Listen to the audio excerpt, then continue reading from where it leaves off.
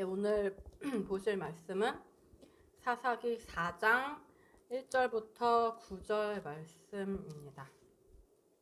예, 함께 봉독하시겠습니다. 에훗이 죽으니 이스라엘 자손이 또 여호와의 목전에 악을 행하매 여호와께서 하솔에서 통치하는 가나안 왕 야빈의 손에 그들을 파셨으니 그의 군대 장관은 하루셋 학고임에 거주하는 시스라요. 야빈 왕은 철병거 900대가 있어 20년 동안 이스라엘 자손을 심히 학대했으므로 이스라엘 자손이 여호와께 부르짖었더라. 그때에 랍비돗의 아내 여선지자 드보라가 이스라엘의 사사가 되었는데 그는 에브라임 산지 라마와 베델 사이 드보라의 종려나무 아래에 거주하였고 이스라엘 자손은 그에게 나아가 재판을 받더라. 드보라가 사람을 보내어 아비노함의 아들 바락을 납달리 게데스에서 불러다가 그에게 이르되 이스라엘의 하나님 여호와께서 이같이 명령하지 아니하셨느냐? 너는 납달리 자손과 스불론 자손 10,000명을 거느리고 다볼산으로 가라. 내가 야빈의 군대 장관 시스라와 그의 병거들과 그의 무리를 기송강으로 이끌어 내게 이르게 하고 그를 내 손에 넘겨주리라 하셨느니라. 바락이 그에게 이르되 만일 당신이 나와 함께 가면 내가 가려니와 만일 당신이 나와 함께 가지 아니하면 나도 가지 아니하겠노라 하니 이르되 내가 반드시 너와 함께 가리라. 그러나 네가 이번에 가는 길에서는 영광을 얻지 못하리니 이는 여호와께서 시스라를 여인의 손에 파실 것임이니라 하고 드보라가 일어나 바락과 함께 게데스로 가니라. 아멘. 예, 오늘은 사사 이야기를 계속해서 보시는데 첫 사사 온니엘과 두 번째 사사인 왼손잡이 에훗에 이어서 세 번째 사사인 드보라, 여선지자 드보라의 이야기를 함께 보려고 합니다. 그 드보라 전에 삼갈이라는 사람이 잠깐 등장을 하는데 잠깐 등장하는 사사는 이제 소사사라고 해서 이제 사사의 순서에는 넣지 않지요. 그래서 소사사 삼갈이 잠깐 등장을 하고 이제 세 번째 사사인 드보라의 이야기로 넘어가는데요. 드보라가 어떤 상황에서 등장을 하는가 하니까 지금 본문 4장 1절에서 4절을 보시면 사사기에서 앞에서도 반복해서 등장했고 뒤에서도 등장하는 그 패턴이 똑같이 반복이 되지요. 먼저 1절에 에훗, 그 전 사사였던 에훗이 죽으니까 이스라엘 자손이 또 여호와의 목전에 악을 행했다. 익숙하신 표현이시죠. 그래서 이제 이게 뭘 의미하는 것인가 했더니 여호와는 원리, 진리를 의미하는 이름이니까 이스라엘 자손이 진리를 떠나서 자기 마음대로 살기 시작했다. 순리대로 살지 않고 순리를 행하지 않고 순리가 이렇게 흘러가는 것이면은 반대로 영리를 행했다, 역행하는 삶을 살았다라는 의미의 표현이라는 것을 이제 이전에 에훗의 이야기를 통해서 함께 보셨습니다. 사람이 진리를 떠나서 순리를 떠나서 영리를 행하면 어떻게 되는가 하니까 이제 마치 많은 톱니바퀴로 이루어진 커다란 기계 장치가 그 수많은 톱니바퀴 중에 하나가 갑자기 반대로 돌기 시작하면은 이렇게 삐걱삐걱거리기 시작하더니 결국은 그 영향 때문에 온 기계가 다 무너지고 고장이 나버리는 그런 참사가 일어나듯이 우리 인생 속에서도 우리가 영리를 행하기 시작을 하면 우리의 인생의 톱니바퀴를 반대로 돌리기 시작을 하면은 결국은 인생이 천천히 삐걱거리기 시작하다가 나중에는 다 망가져 버리는 그런 붕괴의 참사가 일어난다는 면을, 그래서 우리가 그 속에서 절망하고 낙심하고 괴로워하면서 고통을 겪게 되는데 그 부분이 이제 사사기에서는 어떤 모습으로 표현이 됐냐면은 식민지가 돼서 압제당하면서 학대를 당하는 그런 고통의 모습으로 표현이 되죠. 그래서 오늘 본문은 이제 4장 2절에서 3절 보시면은 가나안 왕 야빈이 이스라엘을 점령을 해서 학대해서 이런 고통을 당하는 모습으로 또 표현이 되고 있어요. 온니엘 때는 메소포타미아한테 이런 고통을 당했고 에훗 이야기에서는 모압에게서 이런 고통을 당했고 오늘 드보라 얘기에서는 가나안을 통해서 또 이런 고통을 당하죠. 그러니까 사람들이 다시 이제 어떻게 하기 시작하냐면 우리가 이제 인생이 그렇게 막 붕괴되고 막 그런 고통이 찾아올 때 이제 하는 생각이 내가 도대체 뭘 잘못했길래 이런 고통이 나한테 올까? 내가 도대체 뭘 잘못했길래 내가 인생을 어떻게 잘못 살았길래 이런 일이 생기고 이렇게 살 수가 없어지나? 도대체 나는 어떻게 살아야 되나? 어떻게 살아야지 이런 인생의 고통의 굴레에서 벗어나서 정말로 인생다운 인생을 살 수가 있을까? 내가 어떻게 살아야 하는가? 인생을 살아가는 참된 방법과 참된 이치, 즉 진리를 우리가 찾기 시작합니다. 그걸 이제 사사기에서는 어떤 문장으로 표현을 하냐면은 이스라엘 자손이 여호와를 찾기 시작했다. 여호와께 부르짖었다라는 표현으로 한복해서 이제 이야기를 하고 있죠. 그래서 오늘도 4장 3절 뒷부분에 이렇게 이스라엘 자손이 여호와께 부르짖었다. 막 몸부림치면서 막 부르짖으면서 막 진리를 갈구하기 시작했다. 이렇게 표현을 하는데 그럼 또 이제 사사기에 이런 표현이 나타나면 그 다음엔 반드시 등장하는 존재가 있어요. 누구냐면 바로 사사죠. 사사가 반드시 이 타이밍에 등장을 하죠. 뭐 선지자가 먼저 나타나서 책망을 한 다음에 나타나기도 하고 뭐 이러지만 어쨌거나 이 타이밍에 사사가 늘 등장을 해요. 그래서 사사는 사사기에서 뭐를 의미하는 존재였냐 하면은 진리를. 사람들이 여호와를 진리를 찾기 시작했더니 사사가 나타났다라는 거니까 여호와께로부터 온 그 진리를 상징하는 존재, 나타난 진리, 계시된 진리를 의미하는 존재가 바로 사사죠. 그래서 오늘 본문의 세 번째 사사인 드보라 이야기에서는 이 나타난 진리, 계시된 진리를 상징하는 인물이 누구냐 하니까 바로 4절에 등장하는 랍비돗의 아내 여선지자 드보라라는 이 사사입니다. 랍비돗의 아내 여선지자 드보라라고 성경이 표현을 해요.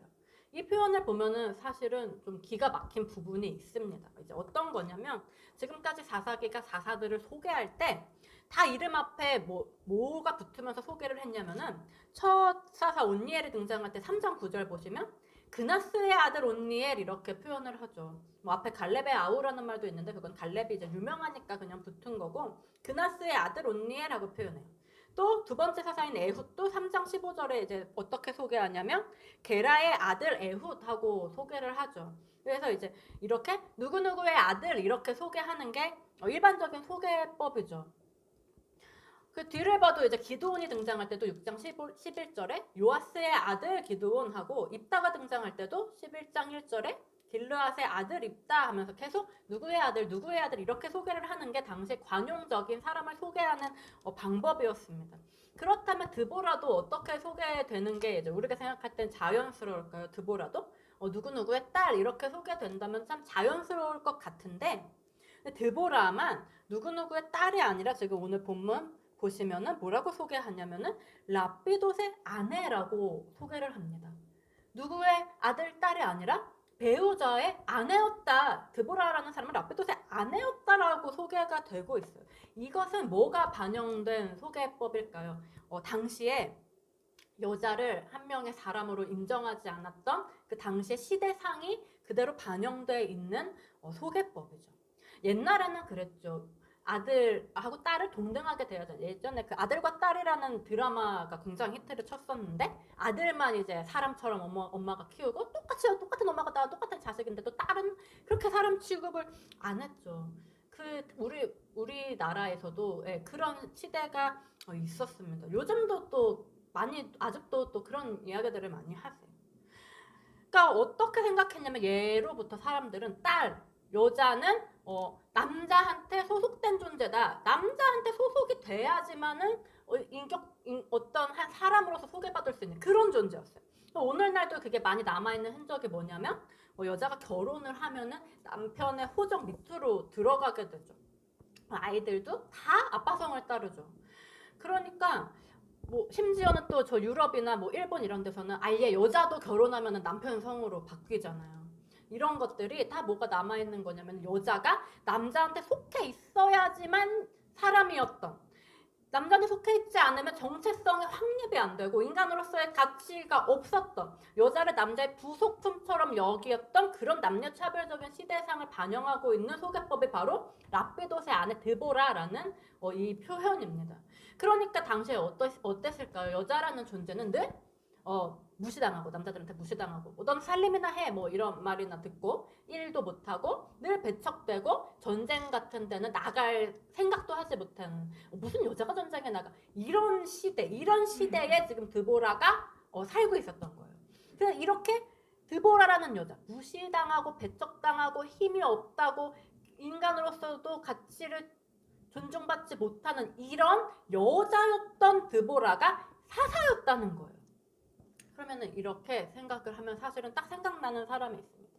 배척당하고 무시당하고 힘없는 존재가 사사가 됐다. 그러면은 누가 생각나냐면 이전에 보셨던 에훗의 이야기가 생각이 나실 것 같아요.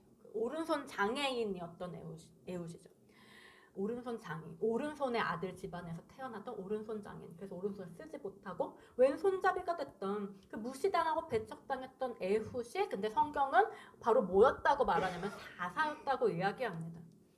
그러니까 두 번째 사사였던 에훗도 이렇게 무시당하고 배척당하고 그 존재의 가치를 인정받지 못하는 그런 존재였고 세 번째 사사인 드보라도 지금 여자로서 똑같이 무시당하고 배척당하는 그런 존재였어요. 그럼 에훗과 드보라만 그런가 하면 그렇지 않고 네 번째 사사 기드온은 그럼 더 심한 얘기가 나오죠. 기드온은 완전 저주받은 사람이었죠. 다음 주에 볼 수 있으면 마지막으로 이제 기드온을 나누려고 하는데 기드온도 더 그런 사람이었고 다섯 번째 사상이 입다는 이제 지난주에 보셨는데 더 심했죠. 입다는 아예 기생의 아들일 때 너는 우리랑 어머니가 달라 완전히 무시당했던 쫓겨났던 집에서 완전히 쫓겨났던 그런 존재였어요. 사사기에서 뒤로 가면 갈수록 뭐가 두드러지게 나타나냐면 사사라는 존재가 굉장히 이해할 수 없는 막 무시당하고 배척당하고 저런 게 어떻게 사사가 되지 이런 존재였다는 특징이 계속해서 점점 더 심하게 나타나고 있습니다. 그런데 이제 사사는 뭘 뜻하는 존재냐면 아까도 이제 말씀드렸듯이 진리, 나타난 진리를 뜻하는 존재예요. 그렇다면 사사가 되기 전에 이렇게 무시당하고 배척당하고 전혀 용납되지 않고 이해되지 않았던 이런 모습은 심지어 입다 같은 경우는 사사가 된 후에도 막 무시당하고 막 위협을 당하죠. 에브라임 사람들 막 너네 집에 불 지를 거라고 하면서 막 위협을 하지 않습니까? 이런 사사들의 모습이 우리에게 가르쳐주는 것은 뭘까요? 우리 삶 속에서 뭐가 이렇게 배척당하고 늘 무시당하고 늘 이해되지 않는다는 걸 보여주냐면은 사사가 진리를 상징하는 존재니까 진리라는 것이 우리의 삶 속에서 얼마나 이렇게 늘 이해되지 못하고 무시당하고 배척당하는가. 심지어 진리를 쫓는 사람들이 많이 이제 듣는 말이 뭐 뜬구름 잡는 소리 하네, 뭐 맨날 꿈만 꾸네, 뭐 이런 얘기도 많이 들어요. 그러니까 우리도 여전히 우리 삶에서 이스라엘 사람들의 이 사사들을 배척하고 무시했던 것처럼 그렇게 진리를 무시하고 배척하는 그런 삶을 우리가 살아가고 있다는 거죠. 그러면 사사기에서 뒤로 가면 갈수록 사사들이 점점 더 그런 특징이 두드러지게 나타난다라는 거는 뭘 의미할까요? 만일 우리가 진리를 추구하게 된다면, 우리가 진리를 따라가려고 한다면, 우리가 더 깊은 진리를 추구하면 추구할수록, 우리가 더 열정적으로 진리를 따라가려 하면 할수록 그 우리의 삶의 모습과 삶의 방식과 우리의 생각의 방식은 일반적인 사람들의 삶의 방식과는 완전히 다르고 완전히 이질적이라서 절대로 이해받을 수 없고 무시당하고 배척당하기 일수라는 사실을 지금 사사기는 우리에게 보여주고 있습니다. 그러니까 지금 사사기를 보면서 많이 드는 생각이 아유 이거는 사사면서 왜 이래? 아유 막 사사면서 막 딸을 죽이고 있네. 아유 사사면서 막 기생집에 들어가고 있네. 아유 뭐 기생의 아들이 사사가 됐어? 이 느낌이 바로 뭐냐면은 사람들이 진리와 거리를 두는 사람들이 진리를 쫓는 사람을 보면서 아유 쟤는 대체 왜 저래? 아유 쟤는 뭐면서 뭐 왜 저래? 쟤는 뭐면서 이해할 수 없고 심지어 비난하고 더 심지어는 위협까지 하는 그것이 바로 진리를 따라가는 사람의 삶의 모습이라는 것을 오늘 사사기는 우리에게 보여주고 있어요. 그런데 이렇게 이해받을 수 없고 오히려 비난당하고 때로는 위협까지 당하는 그 이질적인 진리만이 사람을 무엇할 수 있는가 하니까 사람을 구원할 수 있다. 마치 적의 손에서 구원하는 장군처럼 그렇게 그 이질적인 진리만이 우리를 구원할 수 있다는 것을 우리의 인생이라는 괴로움과 고통 속에서 자유를 줄 수 있다는 것을 알려주는 것이 바로 이 사사기의 메시지예요. 그래서 오른손 장애인인 에훗도 자기 민족을 적국의 손에서 구원하고, 오늘 본문의 이 여선지자 드보라도 자기 민족을 적국의 손에서 구원을 하는데, 그러면은 이 여선지자 드보라가 어떻게 자기 민족을 구원을 했는가 하는 거죠. 이 얘기가 이제 4장 5절 함께 읽으셨던 5절부터 이제 또 안 읽으셨던 쭉 뒤에 이어진 31절까지 이어지고 있습니다. 그럼 이 이야기 속에서 우리가 주의 깊게 봐야 하는 내용은 과연 뭘까요? 지금 드보라가 사사로 활약하는 이 배경이 뭐냐면은 2, 3절 이제 보셨듯이 가나안 왕 야빈이 20년 동안 이스라엘을 학대했다고 합니다. 그래서 20년간 이제 이스라엘이 고통을 겪고 있으니까는 당시 여선지자면서 이스라엘의 사사였던 드보라가 이 타이밍에 누구를 불렀느냐 하니까 6절 보면 바락을 불렀대요. 그리고 나서 바락한테 뭐라고 명령을 했냐면 여호와 하나님의 명령이다. 너는 10,000명을 데리고 가서 가나안 왕 야빈의 군대와 싸워라. 그럼 너가 싸워서 이길 것이다 하고 드보라가 명령을 하면서 선포를 딱 했어요. 자, 그러면 어떨까요? 만일 우리가 이 바락이라면요, 하나님이 나한테 사사를 보낸 거예요. 그래서 선지자를 보내서 가서 싸우라고 지금 하시는 거예요. 그러면 이길 거라고 하시는 거예요. 그럼 우리는 어떻게 할까요? 우리는 바로 가서 싸울 것 같습니다. 그런데 지금 본문에서 바락이 뭐라고 하냐면 전혀 엉뚱한 반응을 해요. 뭐라고 하냐면은 당신이 함께 가지 않으면 난 절대 안 갈 거예요. 드보라의 이 바짓가랑이를 잡고 매달리고 있어요. 당신 가야만 나는 갈 겁니다. 막 매달려요. 그래서 끝끝내 드보라와 같이 전장에 나가죠. 어떤 장면이냐면 지금 이 바락 아들이죠. 남자예요. 한 명의 그 존중받는 인격체였죠. 그래서 지금 드보라가 10,000명을 데리고 가라라고 한 걸 보면은 10,000명을 이끌 수 있을 만한 어떤 그런 당시의 유력자였던 것 같습니다. 드보라는 자기가 소개될 때조차도 락비돛의 아내라고 소개되는 인간적으로 존중받지 못하는 여자라는 존재. 당시에 엄청 무시당했던, 사람 취급도 받지 못했던 이 여자한테 남자가 당신이 함께 안 가면 난 절대 못 가요 하고 매달리고 있는 거예요. 너무나 나약하고 너무나 무력하고 너무나 한심한 그런 모습을 보이면서 지금 드보라한테 매달립니다. 이게 굉장히 좀 어이가 없는 그런 모습인 거죠. 심지어 지금도 남자가 여자한테 매달리면 우리가 아유 저 남자 뭐 떼버려야 돼 이런 말을 하는데, 당시에는 훨씬 심한 그런 시대였어요. 그러니까 이런 바락의 모습이 그 당시 사람들한테 어떻게 보였을까요? 아유 뭐 저런 얼간이 같은 저런 놈이 다 있냐, 엄청 욕먹고 무시당하는 그런 지금 상황을 바락이 만들고 있는 거죠. 그러니까 우리가 이 바락을 아유 여자한테나 매달리는 얼간이 같은 놈이라고 생각하기가 굉장히 쉬운데, 과연 바락이 그런 사람이었을까요? 아까 사사가 뭘 상징한다고 말씀을 드렸냐면 진리, 계시된 진리를 상징하는 존재라고 말씀을 드렸습니다. 그래서 오늘 본문에 등장하는 여선지자 드보라는 바로 이렇게 진리를 상징하는 존재죠. 그렇다면 지금 바락은 뭘 의미하는 존재일까요? 사사를 따르면서 사사의 명령을 듣고 사사의 다스림을 받고 있는 이 바락은 무엇을 보여주고 있는 존재냐면 사사가 진리를 상징하니까 진리를 따르고 진리의 다스림을 받기를 원하는, 진리와 함께하기를 원하는 사람을 상징하는 존재가 바로 오늘 본문의 바락이에요. 그렇다면 지금 이 한심하고 나약하고 무력한 바락의 모습은 우리에게 무엇을 보여줄까요? 세상에서 어떤 사람이 진리를 따르게 되는가? 누가 진리와 동행하게 되는가? 지금 우리에게 보여지는 바락의 이 모습처럼 자신의 나약함과 무력함을 숨기지 않고 그대로 드러내는 사람. 내가 이 행동을 했을 때 남이 나를 보면서 어떻게 생각할까에 대해 생각하지 않고 그저 진리만을 바라보고 거기에 완전히 몰입돼서 진리만을 추구하는 사람. 나 자신이 뭘 할 수 있는 척, 강한 척, 지혜로운 척, 그렇게 자신의 모습을 꾸며내지 않고, 마치 아담이 벌거벗은 그 자신의 부끄러움을 느꼈을 때 무화과나무 잎사귀로 막 가리는 것처럼 우리가 그렇게 자신을 가리면서 살아가지 않습니까? 근데 지금 바락은 전혀 그것을 가리지 않아요. 자신의 벌거벗은 그 상태가 수치스럽고 부끄럽고 창피함에도 불구하고 그 부끄러움을 그대로 드러내면서 오직 진리만을 바라보며 진리에 매달리는 사람, 바로 그 사람.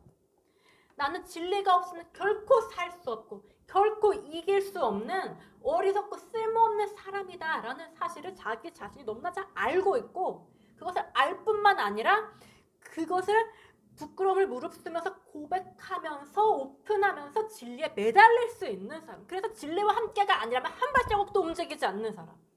나는 진리와 함께가 아니면 설사 다 이길 수 있는 전쟁터를 할지라도 가지 않겠다. 왜요? 이긴 다음에 무엇이 따르고 있을까요? 사사들의 이야기가 우리에게 알려주는 것은 이긴 다음에 다시 여호와를 떠나, 다시 진리를 떠나고 다시 고통이 찾아오는 모습으로 반복됩니다. 바락이 드보라의 말처럼 그 말을 듣고 좋았어, 내가 이길 수 있겠구나, 좋았어, 가서 싸우자 하고 자기 힘으로 나가서 싸웠다면 이겼겠죠. 승리했을 것입니다. 하지만 그 결과는 뭐냐면 사사가 죽은 후에 이스라엘 백성들이 다시 여호와께 악을 행했듯이 다시 진리를 떠나 악으로 돌아가는 삶의 모습 뿐이죠. 그러니까 이 바락이 드보라가 가서 싸워라 이긴다라고 해도 혼자 가지 않아요. 드보라와 함께 가죠.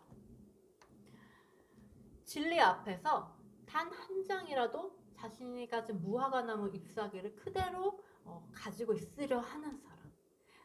너무나 부끄러운 그 칩을 한 장으로 그것만 가릴게요 라고 하는 사람은 결국 진리와 동행할 수 없고 마침내는 진리를 떠나 다시 영리로 악을 행하는 삶으로 돌아가게 됩니다.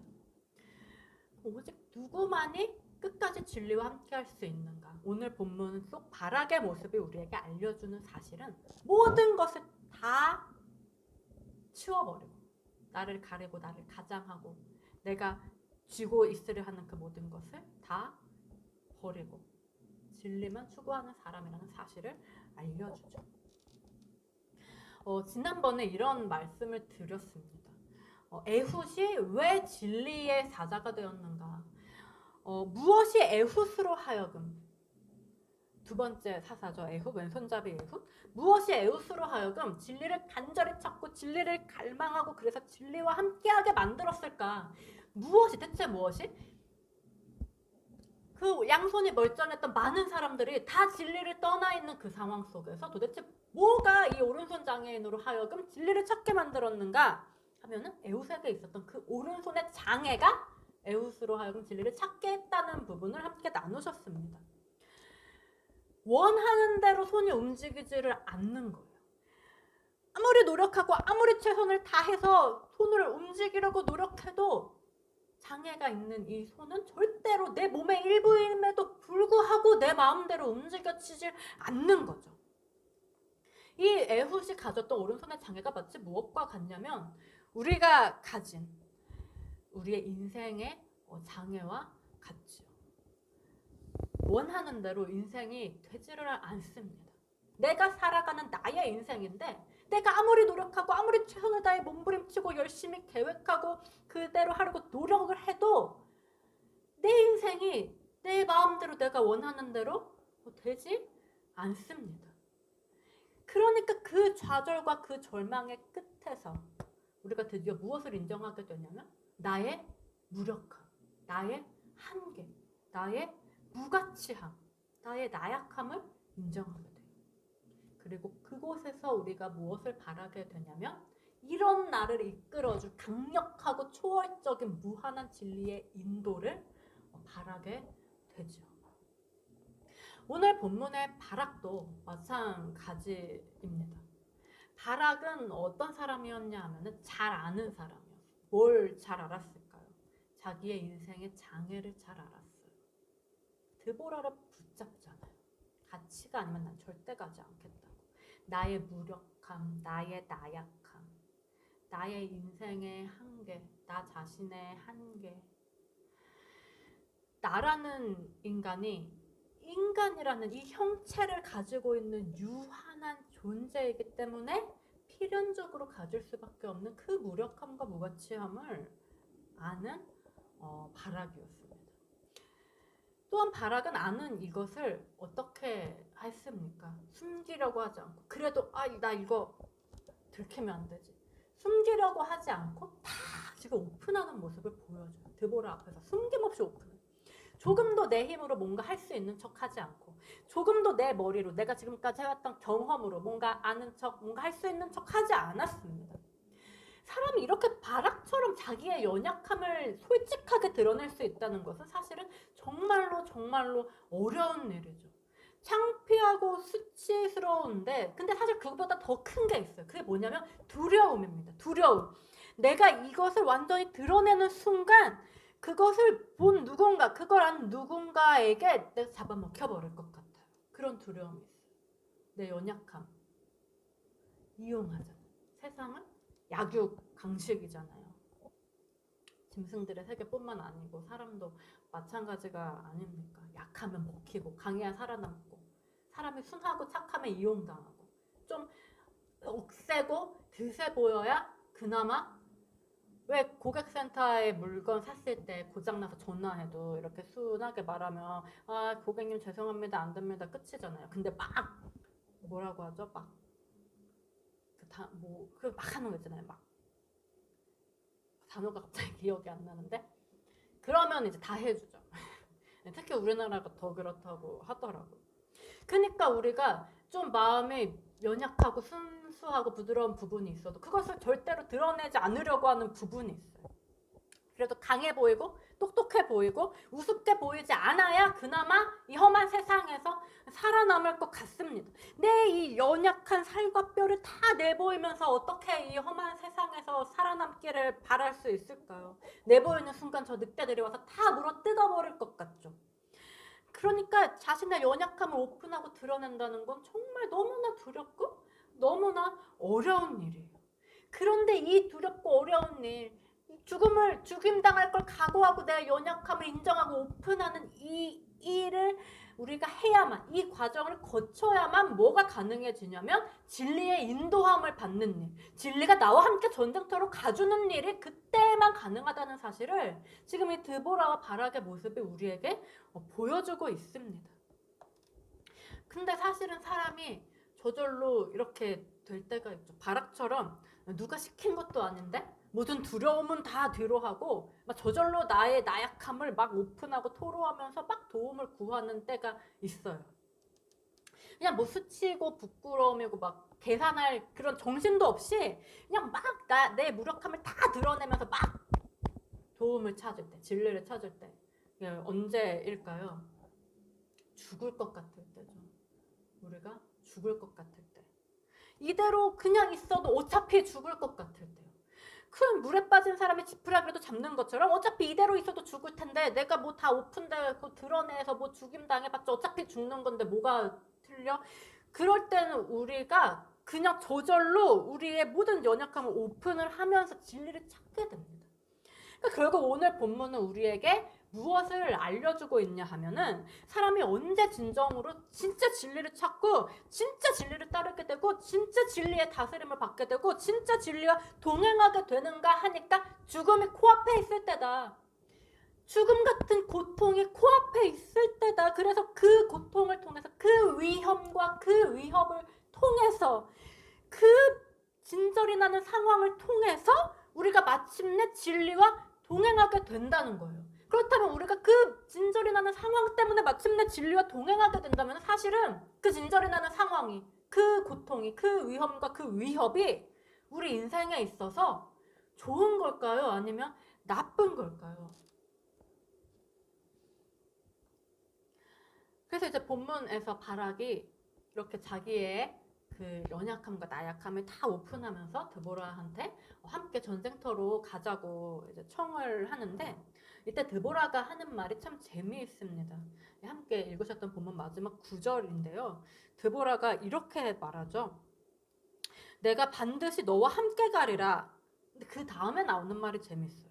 그러나 네가 이번에 가는 길에서는 영광을 얻지 못하리니 이는 여호와께서 시스라는 이제 군대 장관, 적의 장관이죠. 여인의 손에 파실 것임이니라 이렇게 말을 하고 드보라가 일어나서 바락과 함께 갔다고 합니다. 그러니까 이번에 가는 길에서는 영광을 얻지 못할 거야 라고 드보라가 미리 이야기를 하고 가요. 그래서 이 말이 그냥 보면은 이게 뭐야, 가서 싸웠는데 영광을 못 얻어? 되게 나쁜 말처럼, 좋지 않은 말처럼 우리에게 인식이 됩니다. 그런데 사실 가만히 생각을 해보시는 거예요. 우리의 인생에 나 자신의 영광이 과연 정말로 꼭 필요할까요? 예수님께서 이런 말씀을 하셨습니다. 요한복음 12장에서 당시에 이제 많은 종교인들이 있지 않았습니까? 예수님께서 오셨을 때 많은 종교인들이 있었는데 예수님도 그 종교인들 중에서 한 명의 아들로 태어나셨죠.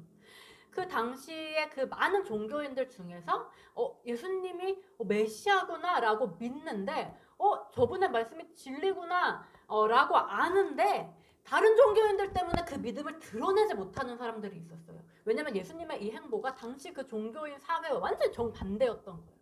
당시에 그 사람들이 지켰던 법규, 율법, 너무나 당연하게 해왔던 그 모든 종교 활동하고 예수님은 정반대로 행동하시고 정반대로 말하시고 정반대인 사람들과만 어울리시는 거예요. 그러니까 그 믿음을 예수님이 진리구나라고 생각하면서도 예수님을 믿으면서도 그 믿음을 드러내지 못해요. 고백하지 못해요. 예수님을 따라가지를 못합니다. 그냥 생각만 하는 거예요. 그렇구나. 아 근데 나는 좀. 아 그건 나는 아닌 것 같아.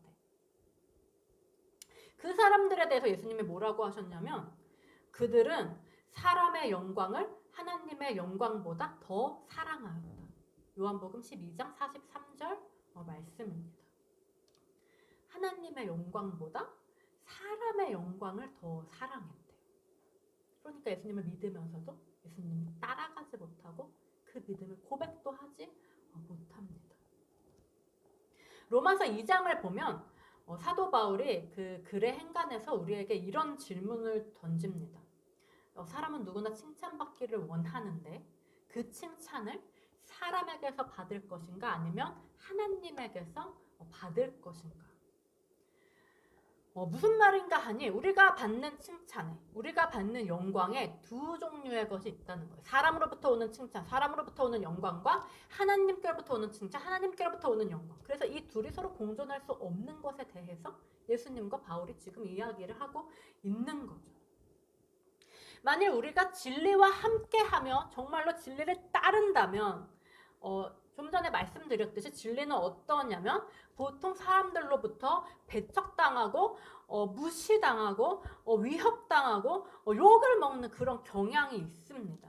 그렇다면 우리가 이 진리와 함께하고 이 진리를 따르면서 사람으로부터 칭찬받고 사람으로부터 영광을 받을 수 있을까요? 우리가 사람에게 칭찬받고 영광받기는 참으로 어려울 것입니다. 만약 누군가가 우리를 칭찬하고 우리에게 박수를 친다면 그 사람은 마찬가지로 진리를 따르는 사람뿐이겠죠. 우리가 사람에게서 칭찬받고 영광받을 수 없지만 반드시 누구에게는 칭찬을 받고 영광을 받게 될까요? 하나님께. 하나님으로부터 오는 칭찬과 하나님으로부터 오는 영광. 사람의 영광과 비할 수 없도다. 지금 드보라는 바로 이 영광에 대해 말하고 있습니다.